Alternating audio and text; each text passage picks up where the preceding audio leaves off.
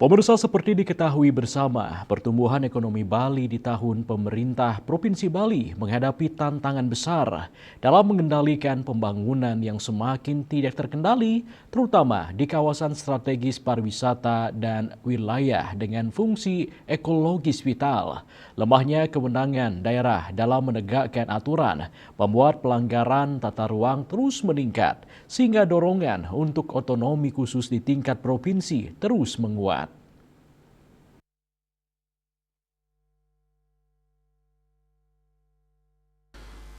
Di tengah kondisi tersebut, wacana pemberian status otonomi khusus bagi Bali kembali menguat.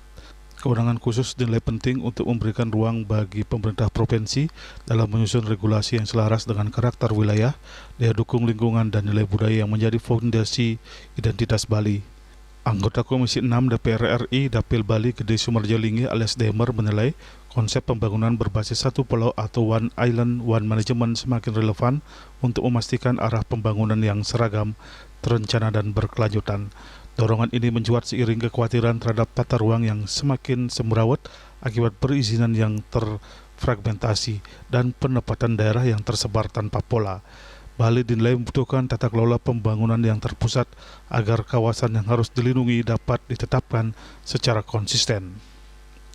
Sementara wilayah yang masih memiliki ruang pembangunan dapat diarahkan tanpa menimbulkan ketimpangan.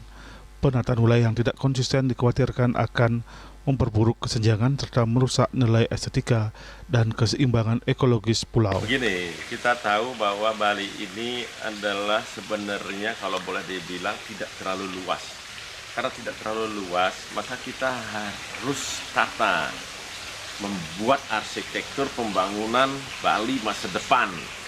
Nah, kalau kita biarkan seperti sekarang ini terpotong-potong izinnya, kemudian juga pendapatannya terpotong-potong, maka akan terjadi nantinya namanya ketimpangan, terus kemudian kesemberautan. Oleh karena itu, maka saya berharap sekali sebenarnya otonomi itu ada di provinsi.